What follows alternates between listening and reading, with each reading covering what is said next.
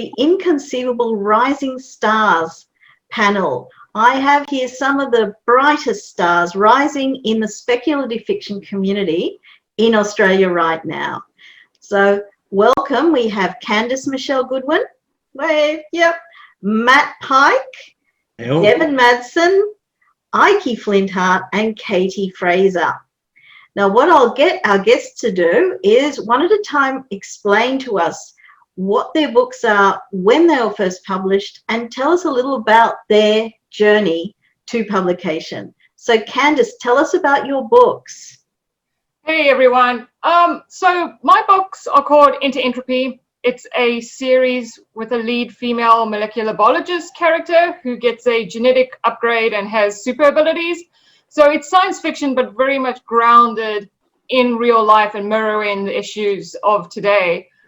In terms of my journey, it was actually really interesting because I had written this for TV. So I had a pilot episode script and a proposal package and was pitching to the industry. And I was used to working with people in TV who were advising or mentoring me. And it's really difficult to get a TV show made, especially science fiction. So what most people were doing was going the comic book route. And it turns out it's really, really expensive to say, take your pilot episode concept and turn it into a comic book.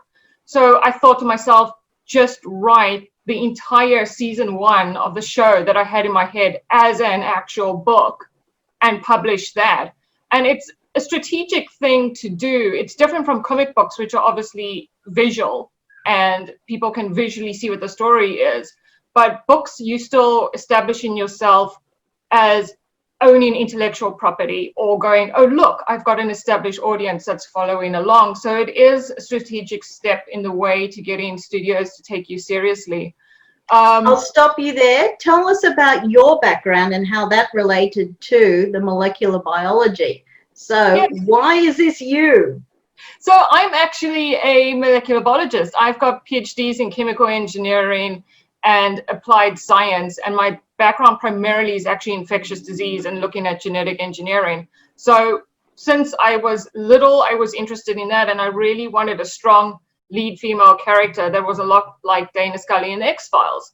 And I only really had the realization of how the story would play out and unfold when I started studying molecular biology. So a lot of the science that's in the book is actually authentic science. And in this book series, as I've grown as a scientist and the people that I work with in my day job as a scientific consultant contribute to the authentic science that's in these books.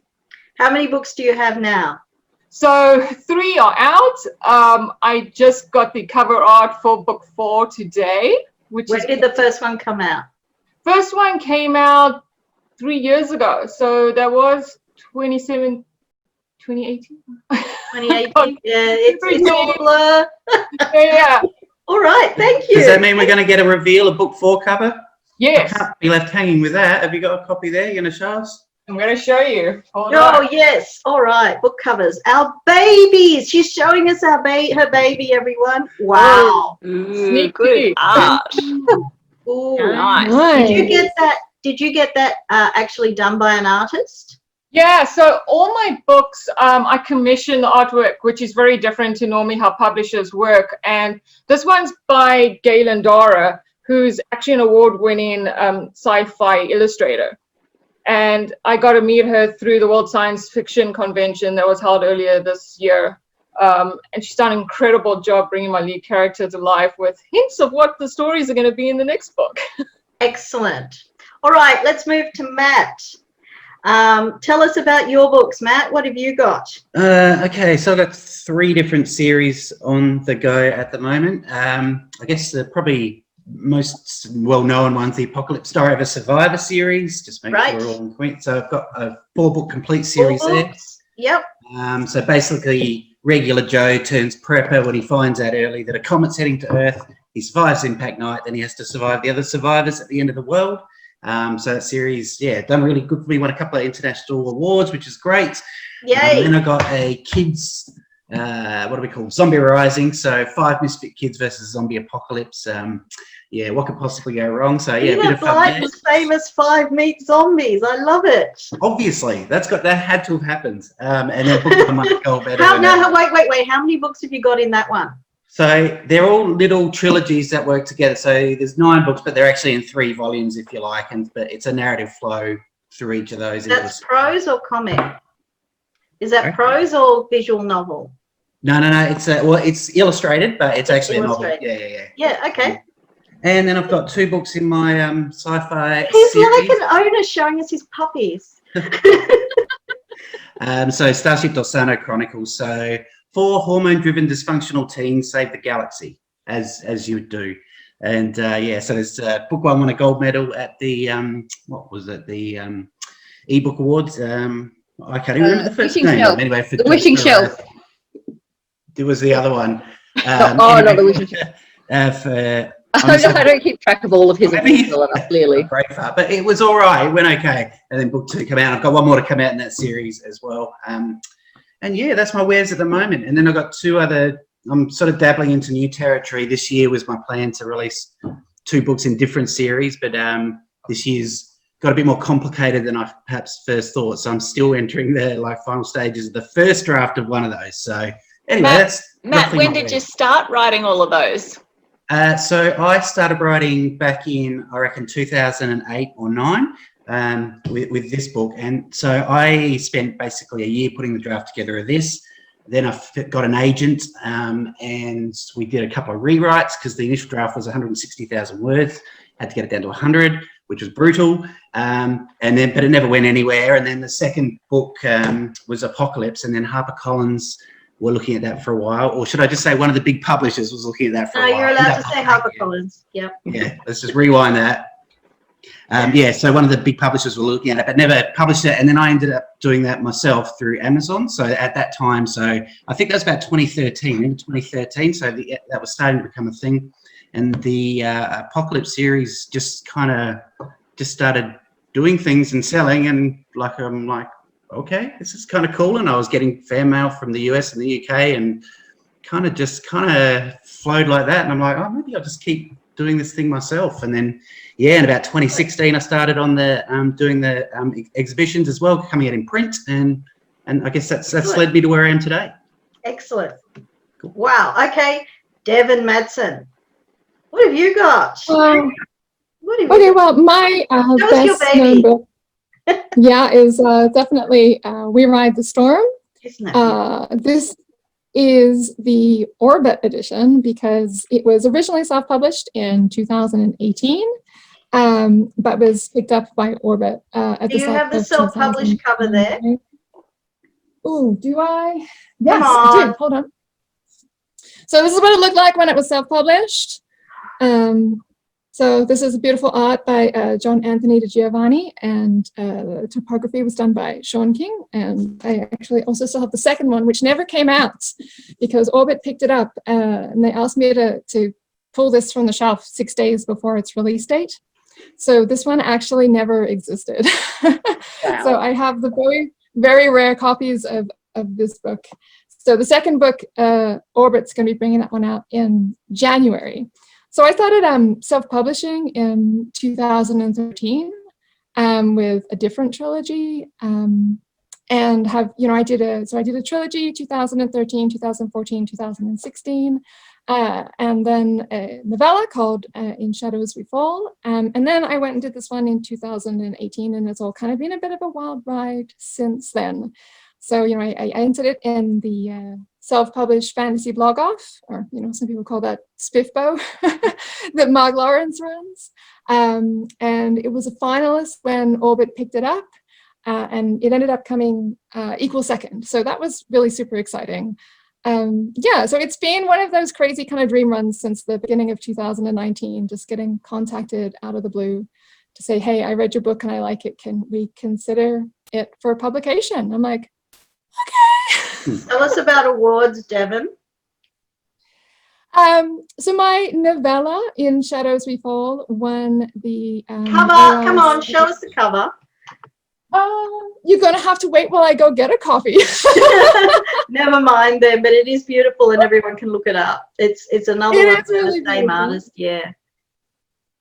Yeah, so that won the Aurealis Award for Best Novella in 2018, I guess, but it would have been for the 2017 year, I guess, yeah.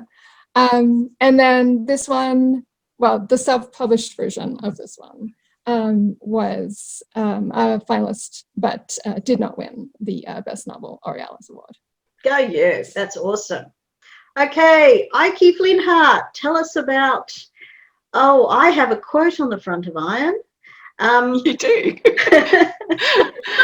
I actually feel like my career has been a bit of a mashup between Matt's and Devon's, because I started back in about 2011 with the ADAD. 2011. I know, the ADAD series, which is a 5-book YA portal fantasy series, and I just wrote that for fun, and just threw it up on Amazon. Hands up who does not write for fun. Yeah, I know.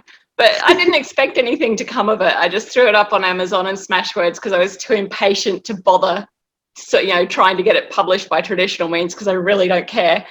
And then I looked at the downloads one day and went, oh, people actually like this. So to date, that's had about 500,000 downloads now, wow, that series, which is kind of cool. And I still get fan mail like you do, Matt, from like Jamaica and Poland and frickin' all over the world. And then I went, well, maybe I can actually write, so I should do this a bit more seriously. And I made the mistake of not publishing something else straight away, because I have a life. And the next thing to come out was the Iron series, which I'd originally given to a publisher and then decided to pull it from the publication because it was taking too long. Basically, traditional publishing was taking too long because I'm impatient. Anyone who knows me knows that.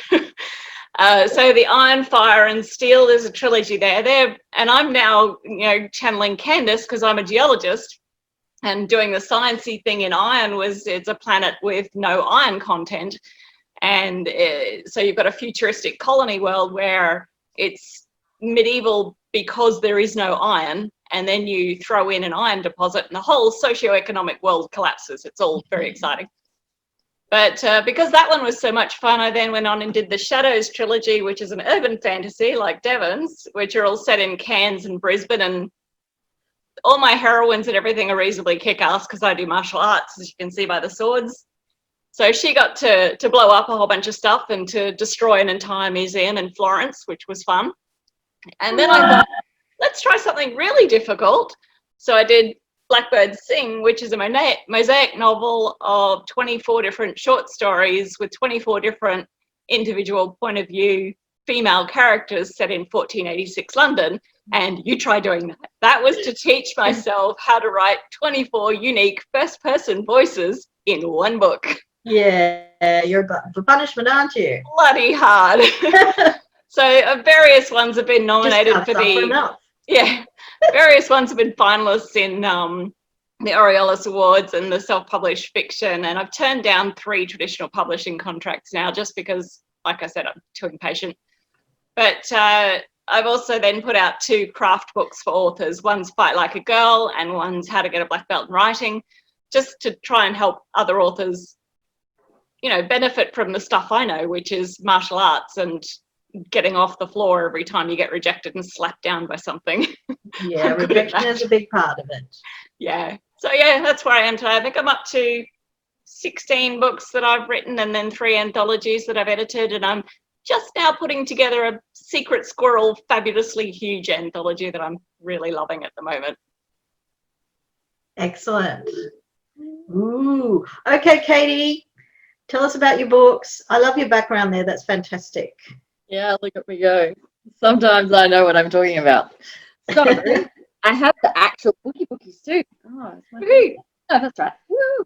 So are those 2 in a series? Yes, these 2 go together. So it's called the Realm of the Lily series, and again, like I like a bit of a kick-ass girl, so it's like the girl has to try and save the prince. These 2 are a portal fantasy. I published them in 2016. Oh wait, describe a portal fantasy. So we go through a realm, go through something into another world, which in this case is a fig tree, hence the title, Through the Fig Tree. Wasn't particularly imaginative at the time. So it's got action, adventure, romance, and dragons, because why not? So I published those two 2018 and then early 2019. And then I'm like, something different. I saw a picture that had been getting around on Tumblr, and it was the whole, like, you know, why is the heroine always a young 16-year-old who has no idea what she's doing in the world, and no smarts, no street smarts, and she's always, you know, angsty. I want a little old lady followed around by her horde of cats and an orderly. So we have the Shadows of Miss Pring. So this one is a little old lady roaming the streets of Adelaide trying to save the world. And this one is going to get new cover art, hopefully within the next couple of weeks, which I'm very, very excited about. Are they all self-published? Yes, they are all self-published. Again, like Aiki, I'm a bit impatient. So I'm like, oh, I can just do it all myself. Yeah, you can. All right. And Matt and I are quite close friends, and ended up we started the whole exhibiting at conventions and all that sort of stuff together, and journeying down the paperback road too, which is a lot of fun. And then this one is basically my life. So it's called Magic Mama, Headaches and Heartburn, and she's just got a new cover. So this was what it looked like before, which doesn't really convey how it's kind of a bit weird and wild and wacky. So I've just got this one just this week, and apparently a bit of that is the same color as my green screen because she's losing the middle of her shirt. Yeah, I thought you had a hole in your heart. And it was like, that's so poignant. No, I don't have a hole in my heart. That's the problem. So this is like all about anxiety, and like, so it's a mum who's diagnosed with anxiety and how she fights it and battles it, and then eventually gives, well, I don't want to give the plot away. But I too am a scientist. So this has got science of medications and stuff in it. So that's, I'm like sitting here going, yay, nerds around the world. Nerds around the world. Yeah, science. Okay. All right. Candice, are you self-published? I have a publisher who basically specializes in working with people that want to go that route, but they take care of everything for me. Okay. Tell me about, did you approach them or did they approach you? I was searching for the right people that I wanted to work with. So I'm also really specific about the vision that I have for the work that I do and who I trust. And I had this long search for, I don't know, about 1.5 years, and then I found them because they specialize in science fiction with that edge to potentially go to TV or film. And they also let me customize what I wanted to do with the covers and go work with artists and then get back to them and go, okay, now I'm ready to go, help me. And then do you intend to, is this just a stepping stone for you to go into television, or are the books the end? Okay, so honestly, I initially just did this as strategy to have more weight with the TV industry. And then I realized I'm actually being perceived as an author now, and I love to write, and I don't care about the TV element. Let me just keep writing, you know? So like I'm 60% through book 4 because I love what I'm doing. Like this is keeping me totally sane. But Into Entropy as a series, like it's sci-fi, it fits a particular realm, it fits a particular publisher. But I want to start doing autobiographies and novellas that are a little bit different. And now it's like, okay, I've got to go seek the correct publishers to work with because the current one doesn't really fit the bill. Have you pitched it to any studios? Do you have an agent in the media area? I do all the pitching mostly myself. The agent thing's a bit tricky because it's so expensive. And if I work with an agent, I want it to be North America, the US, which is now a major problem. You'll find that most people in Canada are representing themselves too, just simply because of the expense of an agent. And when you talk to some people here, they go, I don't particularly want to work with an agent because they don't know me as well as I know myself and my own vision. You know, you got to like train a puppy to like work, right? You're the best sales agent for yourself. But I'm also not a patient person. So seems to be a common thread here. Who's the patient? Did you Did your publishers do all the covers and interior and everything for you? So I particularly worked with storyboard artists and comic book artists who knew how to do the whole book jacket. So we did the text. I wrote what I wanted for the back covers. I got professional photo shoots done for me as an image as the author. And then the publishers kind of like tidied up everything, but they did website and marketing and videos and things that I didn't particularly want to touch. So that was really useful. Okay, Matt. Yes. You're self-published? Are Yes. you self-published? Yes. Yeah. Did you talk to any traditional publishers? Yeah, so that was, so initially I had an agent for the first book. Then I submitted, like a lot of the big publishers back in the day had this online submission form where you could just kind of cold call your manuscript, and one of the big publishers picked it up, asked for manuscripts. Anyway, it didn't end up happening, but that was fine. So that was what kind of let How long me did into they have it for? 5 months. Oh, that was really quick for a rejection. Yeah, so that was all really interesting, and then so it kind of was organically flowed out of there, because I was just going, I want to get it published that way, and then this world was changing at the same time.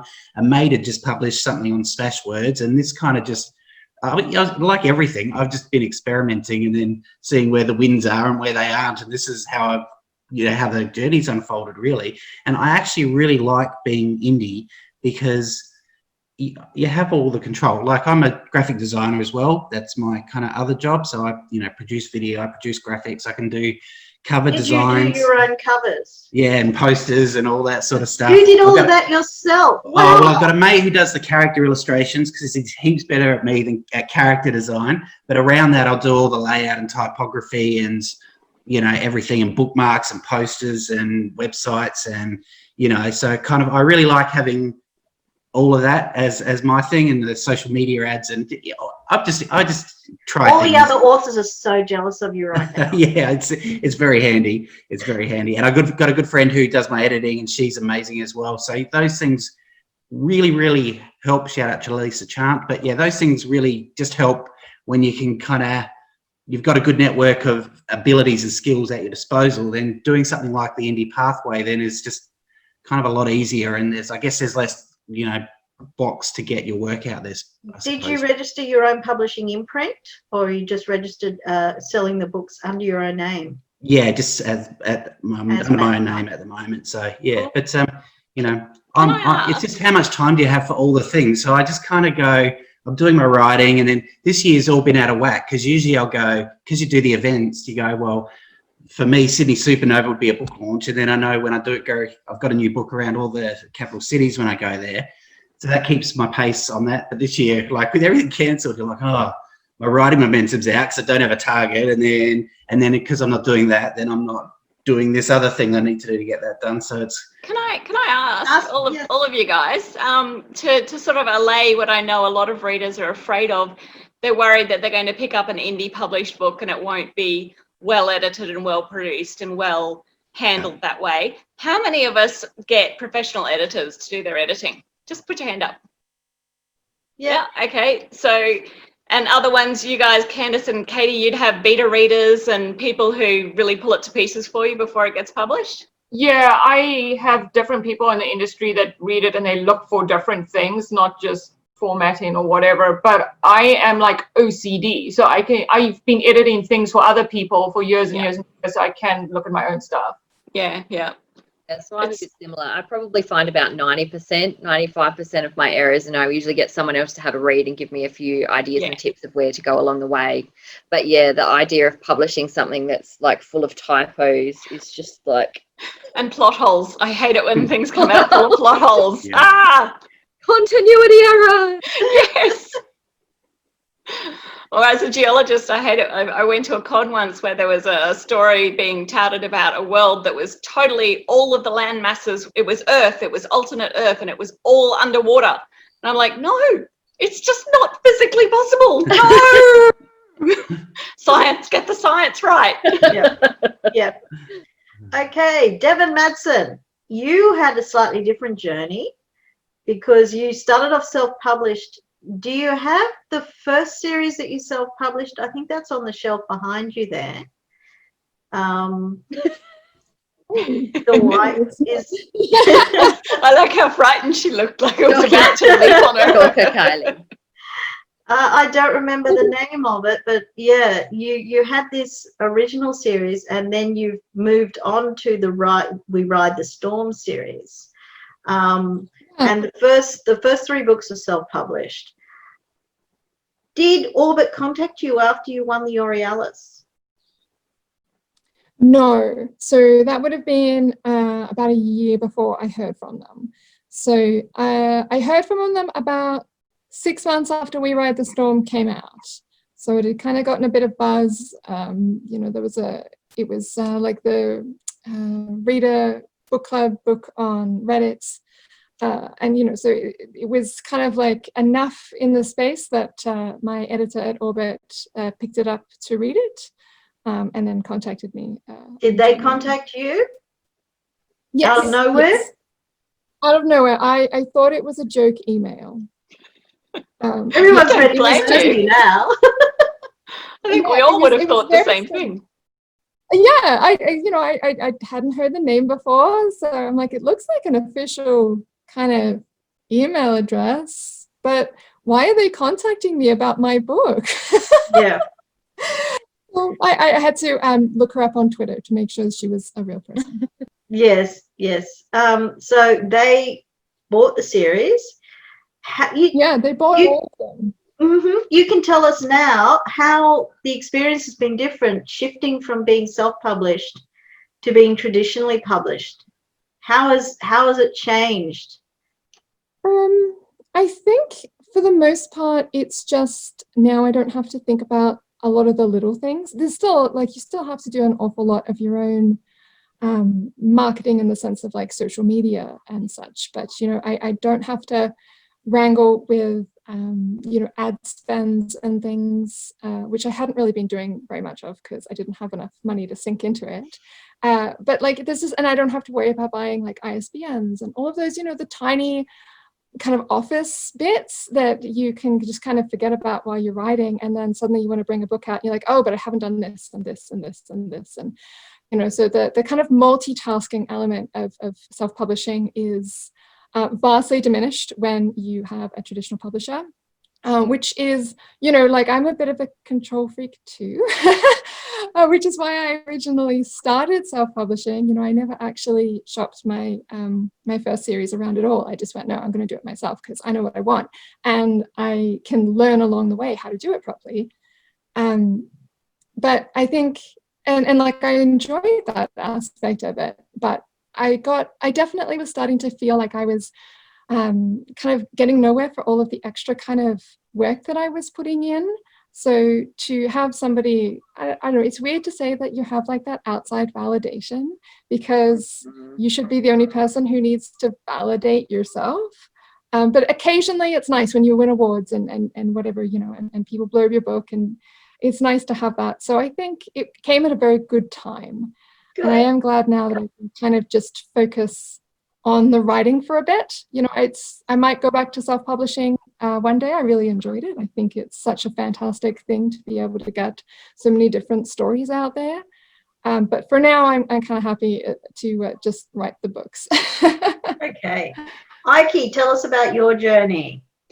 Yeah, where did you start? As I said, I pretty much wrote the ADAD series for my son because he's dyslexic and he needed fast-paced, action-y sort of books that he could just fly through without too much effort. But I wanted him to learn history, so I snuck in some historical information accuracy in there. So, you know, there's 5 different books set across 5 different continents, all set in 80 AD. So he had to learn about ancient China and ancient India and all these places that Western kids don't normally learn the history of. And yeah, and I'd actually queried a publisher at one point early on, and because I had no idea that you had to write query letters in a certain way, and I had no idea about anything, they all got rejected, which is not really surprising. I hope you told them that your mum liked it. No, I didn't, but I did actually say my son's friends liked it. So it's almost the same. But, you know, because they went so well, I just sort of kept writing just for the fun of it. And then, you know, got picked up for the Iron, Fire and Steel series and then ended up self-publishing it because I wanted to. And who does your covers? Various different ones. This one, Blackbird Sing, is actually an original piece of artwork by my stepmother, would you believe, because she's a professional artist. And the others, Shadows Wake, and this one, no, I've blanked at the moment, brain fry. This one's done by Pamela Jeffs. This is a collection of short stories that we did together, and she's a graphic designer as well, so she did the cover for it. And then, yeah, the other ones are just various. I've just commissioned an original piece for the next anthology that I'm working on, though, by Danelle Serra, who does the most beautiful gothic-y horror sort of feel science fiction mashup images. So I can't wait to have that one come back. He sent me the test run last night, and I was like, oh, I love it. Now I just have to pull in all the authors that I need and put it out. Katie, tell us about your journey. So I have sort of written forever. I found the other day, I think something that I wrote in year 4 where I did like a book cover and a whole internal story. It was about witches. Great. And you know, I've had bits and pieces that I've written over time, and then Through the Fig Tree was the first one that I sort of stuck to long enough to actually tell the story with it, and then published that one. So I've just sort of always, I mean, I probably started publishing a lot later than most of you guys. So it was well into 2016 by then. And, you know, the opportunity to print on demand and Amazon were definitely much bigger by then. So my options were kind of a lot easier to flow into. My first cover, Through the Fig Tree, I had one that we were initially going to run with, and Matt said, I can do something better than that. So Through the Fig Tree was actually designed by Matt. The rest of them were kind of like my, you know, budget basement style. So Water Off a Dragon's Back, I've copied the background from Through the Fig Tree and just made it a different color so that, you know, that you can see that they go together.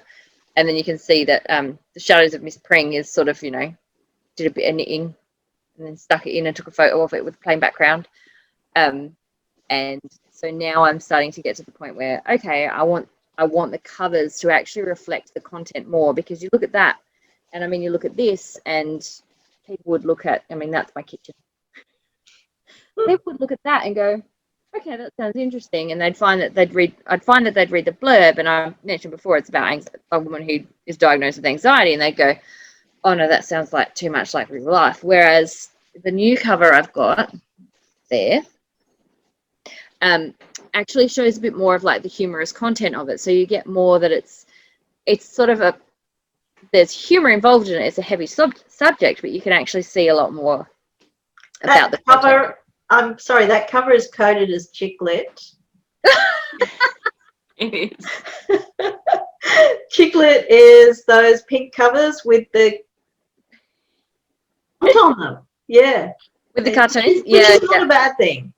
Hey, look, I'm not aiming for high literature here. Look, sometimes I do the words good and sometimes I don't. You've got to match what your book is to what, you know, you got to match the inside to the outside. They're light reads. It ain't heavy. I mean, you can tell, like, urban fantasy, historical fantasy, you know, science fiction fantasy. The cover has to say what's inside. Yeah, covers are coded, absolutely, and that's fine. Someone will see that. Yeah.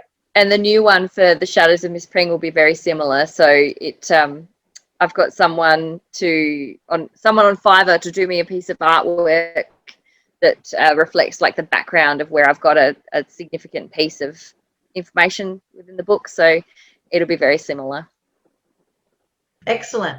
Okay, Candice, you have a publisher. You don't have to deal with the printing or release or anything by yourself, do you? So you're okay. You just give them the manuscript and they do everything for you. Yep. Do you pay them? Yeah. It's actually not a lot. You know, I've kind of looked at what's happening here in Australia because they're based in the US too. And now we've been working together for over 3 years. So I find them very reasonably priced. The most expensive part is me commissioning artwork. Right. So I've had a world-leading storyboard artist from the film industry work on covers. I've had Marvel work on covers, and now I've got Galen, and that's very expensive. Okay, Matt, who do you digitally publish with? So now I think most of them are exclusive to Amazon in terms of the ebook stuff. And then I do print on demand for all the events, which I go through Ingram Spark to get the copies done there, because they got a printing service out of Melbourne, which is very convenient. So yeah, it's a combo of those two things that, one for each side. Matt, when you say exclusive to Amazon, do you mean in Kindle Unlimited? Yes. Yeah, I'm staying in there for now because I get reads on the on the Unlimited itself. So if it just seems to work for me. It doesn't for others. So yeah, go with that, and then doing the promos, etc., and Did you use any other print services before Ingram Spark? Not really. So I mean, they did go up through CreateSpace for a little bit, but I never really got any connection on that at all. So. And then, to be honest, with Ingram Spark, I don't massively get any through the platform. I get a few, but it's mostly a convenient way for me to get short print runs done for events and that sort of stuff in a convenient way. And because you're indie and stuff like that, I've changed book covers and you learn as you go. So I go around and pitch these for a year around Australia, and then I come back at the end of the year and I go, what was right, what was wrong, what was I saying that was working or not, and trying to refeed that into the blurb or match up the cover designs in a different way. If a new book comes in, you can maybe relook at how they all work together, little things like that. So I actually enjoy, even though it's a little bit more expensive per unit, the short print runs, because it keeps it flexible, and you can adapt basically as you learn. Devon, before you were traditionally published, yes, Katie? Matt has audiobooks too. Oh yeah, we'll get onto that. Okay, I will write that down. Audiobooks. I was supposed to ask about that. Yes, I want to do the print digital thing first. Devon, currently Orbit handle all of that, and you don't even need to think about it. But when you were self-published, who did your books for you? The first trilogy, I actually did pay for a print run. So I had like a 500 books print run at a time that was done by one of the main industry printers in Victoria. So that was kind of fun, but it does mean that I now have some books sitting in boxes in my house that are actually entirely non-viable now, because Orbit bought that series as well, and we rewrote it, and it has been entirely reissued. So it is, they're essentially just waste paper now, which is hilarious. I mean, I sold through the first run, but then I stocked up, and now I have stock sitting around. So after that, when I did the self-published version of this one, this is Ingram. So I did all my own formatting and everything on the inside, and then just had it printed through Ingram. And it was up on, I think I had it wide most of the time, and then I put it in the Kindle Unlimited for a couple of months before it was taken off the shelf by Orbit in 2019. So yeah, Ingram were really great. I thought they have a good quality printing, and it's very nice. Okay, Ike, who prints your books? I do the same as Matt. I've got the ebooks on Amazon and Smashwords and wide distribution and everything. And the print books are print on demand for Amazon and print on demand with wide distribution from Ingram as well. And I have them in both places with the print books, because you get better royalties if you split it up like that. Amazon gives you good royalties on Amazon alone. But if you go wide with Amazon for print, the royalties are not as good as they are with Ingram. So, yeah. Makes sense. Okay, Katie, tell us about what you do. Do you have to have a different ISBN for your Amazon print books? I haven't yet. They haven't had any discussion with me so far. I just keep the same ISBN for the print for Amazon and Ingram Spark. Touchwood. Hopefully they don't say anything. Nobody said anything yet for after Where's 20 my books. phone? I'm calling Amazon. Yeah, no, so far I haven't had a problem with Oh, it. So I'll just keep going until they annoy me. Katie, who prints your books? Same as pretty much everyone else who've said. I get all my paperbacks done through Ingram Spark out of Melbourne, and even like this week I ordered my proof of Headaches and Heartburn on Monday and it arrived on Thursday. So like even that was really, really quick, and that was paid for Rush because I'm impatient. We might have already covered that.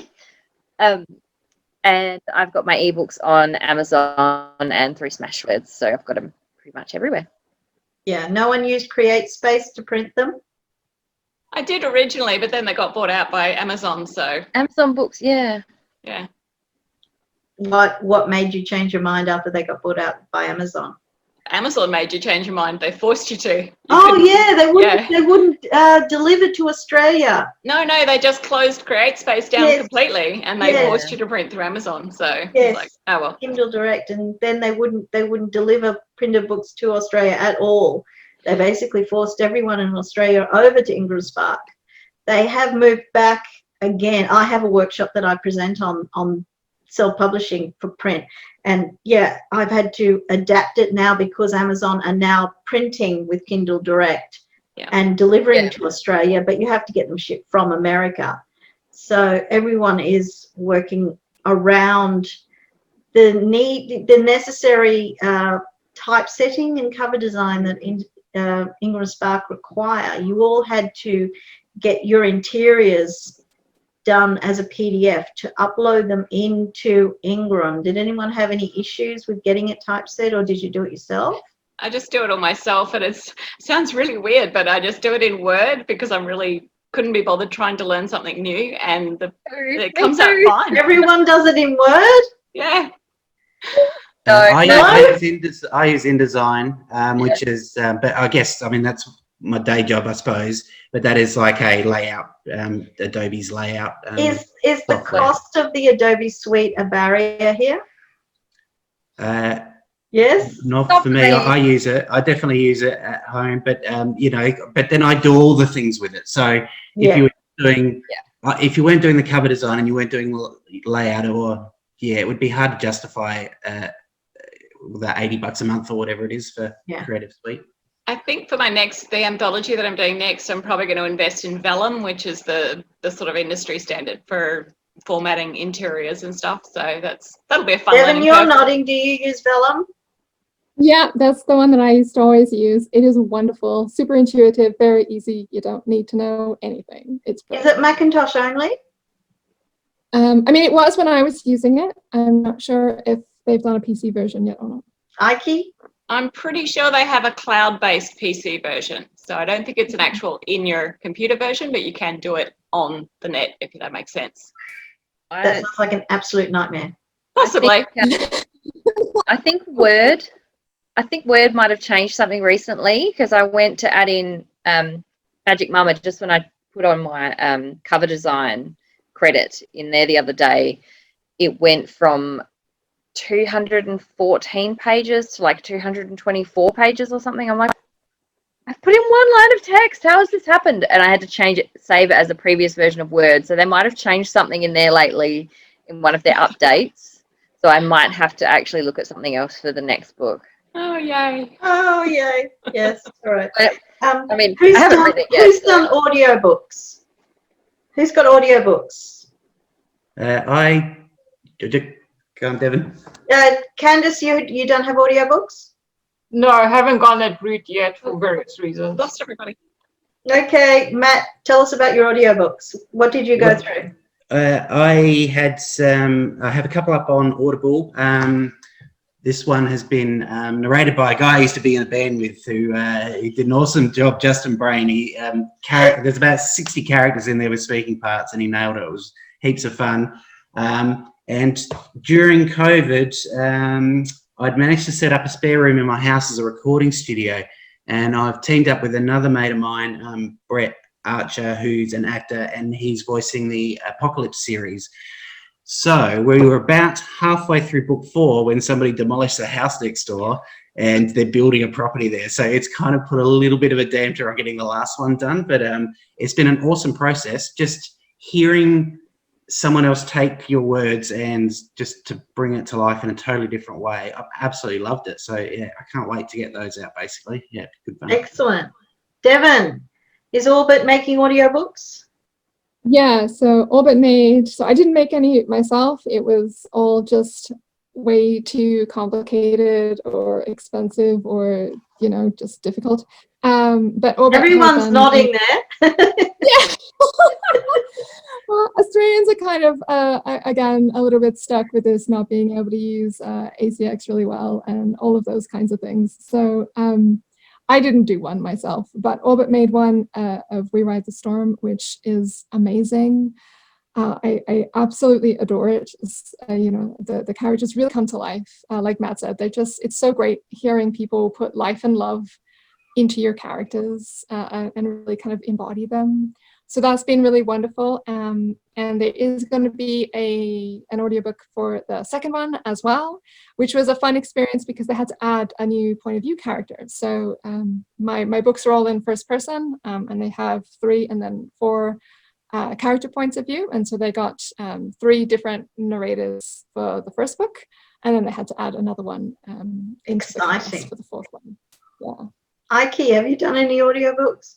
Yeah, I haven't done them myself for those same reasons. They're very expensive to do. You know, minimum is about $3,000 just for the narrating and post-production, which is crazy. And I don't have a spare room or the time to set one up, unfortunately. But I did get Blackbird Sing got picked up by Belinda Publishing, the Australian audiobook publishing company. Right. And that, because it's got 24 points of view, they did end up having to hire 3 narrators, all women of all different ages. So we've got 3 different aged women doing the spectrum of, you know, 10-year-old up to 60-year-old. And oh my gosh, they did the most amazing job. And there's different accents and there's Irish and English. And it was just hilarious. And like, wow, I couldn't believe how these women could actually manipulate their voices to sound so different. It was beautiful. Fabulous. I think the only downside is that each story has the most fabulous illustration in the front cover to show the character, and it can't go in an audiobook. Yes, it can't. Oh dear. Katie, have you done any? No. I love listening to audiobooks, but I have not had the chance to go down the path of trying to find one, trying to create them. Okay. Joanna Penn has some really good tips on that, Katie, if you're interested. And she actually did her own audiobooks in her cupboard in the spare bedroom for the first couple of years. So, well, I think one of our other indies I've been seeing on Facebook the last few days of how she's building her little sound booth at the moment. So maybe next con I'll hit her up. Yeah. Okay. We're running out of time. This is a good thing. It's telling me that my internet connection is unstable, which is ridiculous because I get regularly at least 100 megabits. About a fun story. I prepped you for this. Who's had a really fun reaction from their family? Like, I knew it, or has anyone done that for you? Oh, my family's been amazingly supportive. Like, my husband and I run our own businesses together for 30 years or whatever.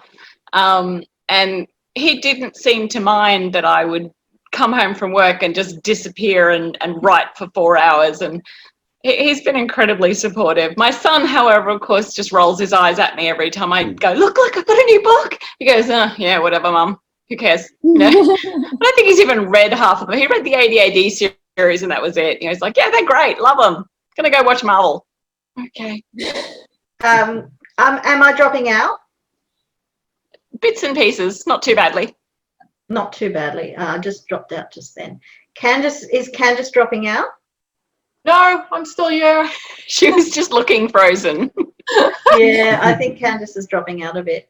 Candice, tell us about how family reacted, family, friends. Is anyone very excited for you? So I did not tell any of my family and friends what I was doing for book 1. So the only people that knew were people in the industry who were my advisors or mentors, the publisher and the artist.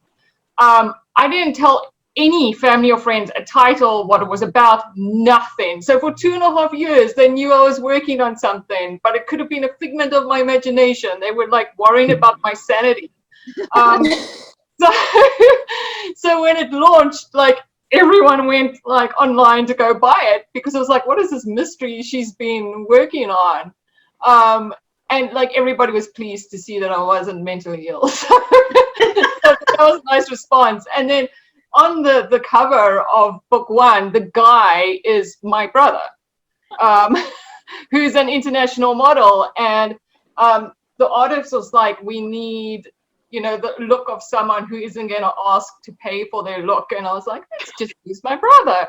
So this is not what the romantic lead male should look like in the books.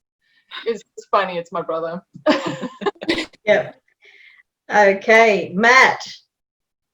Yeah, I guess mine's with the kids because obviously a lot of the stuff's either YA or middle, grade, so 9 to 12 for the zombie series. My 2 eldest are now way past that in terms of like the teenage. They don't read any of my stuff anymore, but I do have very fond memories of reading this with my son when he was younger, and I absolutely love. So I've got 3 kids. I've also got a daughter, Abby, who has Rett syndrome. So it's a neurological condition. She's in a wheelchair. She can't walk or talk or use her hands in a meaningful way. But she's also a character in this book. So I just kind of, so I created this character called Abby with Rett syndrome as one of the kick-ass heroes in this series. And I've been reading those to her, and that has been a very awesome and fulfilling experience. Excellent. Tell us about the Doom Child. Yes, my Doom Child. He's almost 5. I can't believe it. I took him to the bookstore when my book came out through Orbit. He was not actually very interested, which was a bit sad. He wanted to run off and do some other things. Like quite scarily, one of my grandparents has read my books and has said that it is weird and bloody, which, you know, I guess kind of does sum it up pretty well. But my mom has always been the most amazing champion of mine. She actually said probably about 7 or 8 years ago now, because I've always said that I was going to be an author, you know, since I was very little. It's the only thing I've ever said I was going to be. And yeah, about 7 or 8 years ago, she called me one day and she said, I just had a dream that I was walking past a bookstore and your books were in the window. And I'm like, okay, yeah, Mom, okay. And now she can walk past a bookstore and go in and see my books. So it's that was quite fun when I called her to tell her that Orbit were going to pick it up. And yes, it was going to be in bookstores in Australia. That was really quite fun. Lovely. Oh, it's lovely to hear. Ike, parents. Yeah. Oh, I did say something before, but I'll just say that ironically, my dad always wanted to be a writer. And it turned out that both of his children ended up being writers, but he didn't. Oh. So how's that for irony? Katie. My family, I don't know. Yeah, no, my family's been quite supportive and they think it's cool. I'm just sort of like, I write books. It's kind of cool. I did write one for my daughter and she's like, I'll do the illustrations. So I think we did that and she got like 3 pages and then got bored. But now lately, the last couple of weeks, she's like, Mum, when are you going to publish that book? Oh, cat. So she's like, when are you going to do that book, Mum? Can I do the cover for it now? So I have to find the printout that I've got of it so she can work out what she wants to draw and then we'll work on that one next.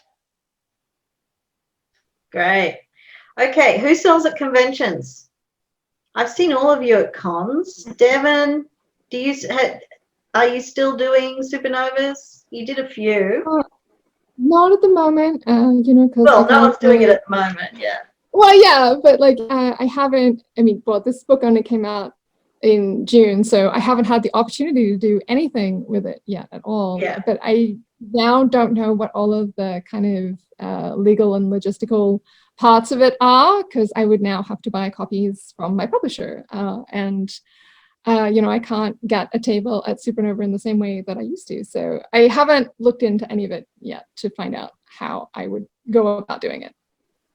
I can advise you on that actually later. Well, that I have a similar situation. Okay. Final thing, I'll ask each of you if you have a funny story to tell about being a published author. Candace, anything? Candace is frozen. No, she's not. There you go. She's just really good at staying still. Survival skill coming from Africa. It's like, you got to be still. Yeah. Yeah, I, for book one, again, like no one knew what it was about. And a couple of days before I launched it, Joel McHale and I kind of made fun of it and the title, and that it was kind of semi-autobiographical, live on TV from New York. So I couldn't have asked for a better way to drum up some interest. So that was great. But just in terms of fans contacting me, because I'm readily available to be contacted, it's just interesting who reads it and who's got comments, and who you can touch in a particularly dramatic way and connect with them that way, or if they find it fun in the comments. And I get a lot of stuff about the authentic science part. And one of my friends in Hong Kong was having dinner with someone else, having met them for the first time, and that person was telling him about my books, and he was like, I know her. I was like, oh my God, what a small world. Fabulous. Matt, do you have a funny story for us? Man, I was thinking of trying to think of a funny story through that, and then I was just into that one, and now I'm drawing an absolute blank. But I do definitely, around just the fan engagement stuff is really good. I know I've got this new tablecloth I'm working on, because I did get to go out to one event recently back in Adelaide, because we're a bit more opened up, which was great. So when people come back and, want to engage again, or say they read the book, and really enjoyed it, or want to buy again, I want to get this new tablecloth and just scribble all over it with fan thoughts and that. So I've just had some heaps of fun stuff with that, with people coming back who've enjoyed the experience and, just want to contribute to this, what will be my new tablecloth going forward. Was this a convention in Adelaide? What's that, sorry? Was it a convention in Adelaide? It was called the Adelaide Comic and Toy Fair. Right.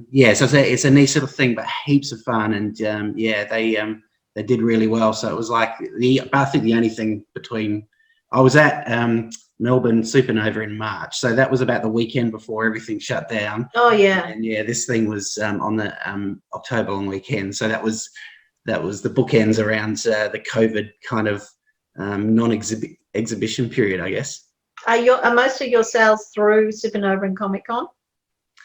In terms of the print books, yes. See, this is where I kind of am trying to still work out my space, because I love that experience, and then I've kind of got ways for people to channel back and connect to me if they buy book one and they want to continue reading, or they come back next year to the event. But sometimes I actually don't know what I'm doing best, because then I'll focus on ebooks and publish there, and then worry about.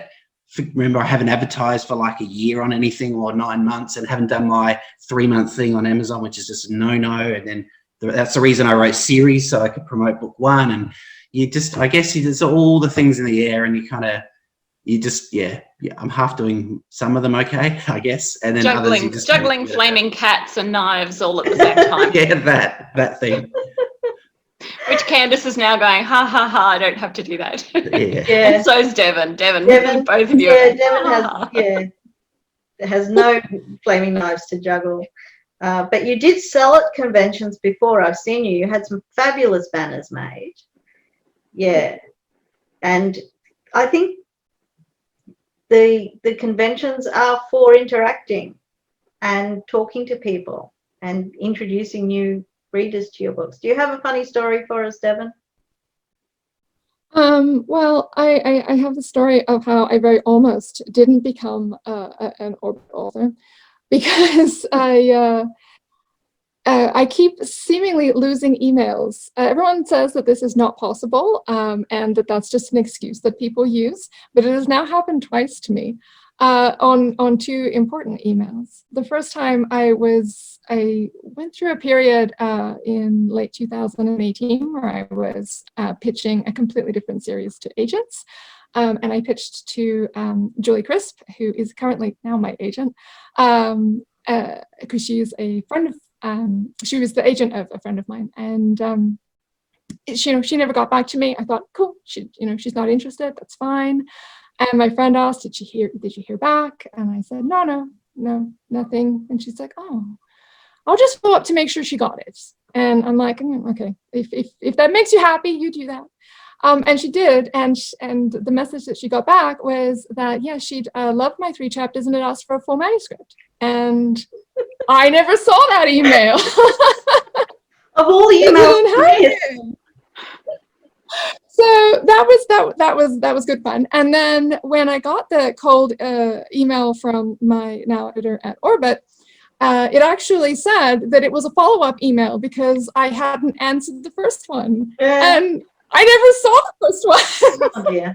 So if she hadn't been slightly persistent, that would never have actually happened. So emails are my nemesis. Ike, tell us a funny story. I don't know if I have any really funny ones. I've got a couple of good fan ones. I had a lady contact me from China and say, I really want to use your books to teach my university-age Chinese students to learn English. Can I do that? I'm like, okay, go for it. You should have said, no, they're textbooks and they're $250 each. But no, I really enjoy engaging with the fans, and I like getting the emails that say, you know, your book touched me or your book made me cry. I have to admit, I counted as an author success when I had I think I'm up to about 30 people now who've emailed me or messaged me to say, Blackbird Sing made me cry. And I'm like, yes, I win. It's fun, yes. Yeah. But other nothing than that, nicer. Yeah, it's great. But other than that, I really do enjoy it when people get back to me and say, you know, like Fight Like a Girl. I get so many authors messaging me saying, oh, this has made my fight scene so much better. Or I'd give workshops on it and we finish the workshop by throwing knives for 20 minutes and people don't want to leave because they just like throwing knives. Okay, I'm down with that. That's good. Katie, tell us your story. Mine was like one of those sort of surreal moments. So I randomly sort of reached out to an author whose books I had been reading for a very, very long time and said, hey, you should come and sell your books at a convention. You know, you're sort of saying that you've been saying, I've heard you say before, you should come and join us in the Artist Alley.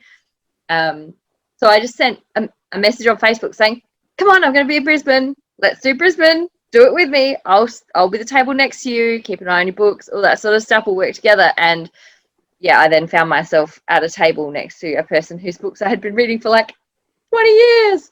And she was a bit forgetful and was then signing her books with one of my pens that said Katie Fraser, indie author. And I'm like, that's actually awesome. Okay. And I did fangirl the entire weekend. So I was like so proud. No, she would have loved it if you fangirled. Who loves it when people fangirl at them? It's fabulous. Where can people find you, Candace? You can just Google Candace Michelle Goodwin and everything will come up. It's really easy. The book series is called Into Entropy, and on Instagram, I'm Candace McG. Candace McG. Okay. Matt, do you have a website? Same, you can Google me, just Matt, put the J in the middle because there's another Matt Pike who owns the name who's from some heavy metal band over in the US. So you got to slip the J in there to make sure I come up. But I know I'm Matt_J_Pike on Insta as well, and Matt J Pike author on Facebook. Great. Devin Madsen. Devin Madsen. This is We Ride the Storm. I am at www.devinmadsen.com or at Devin Madsen or on Twitter and Instagram. Great. Ike. I'm just www.ikeflinthart.com and all Ike Flinthart, same as Candace. Just Google me and you'll find me because there's only one. There is only one. There can be only one. Yes, we can see the swords in the back there. Katie. I'm on Facebook, Katie Fraser, indie author. I think my Twitter is Katie Fraser author, and along a very similar thread on Instagram. Excellent. Thank you so much, everyone. It's been a fantastic panel. Yay. Thank you. Oh my God. Stop recording.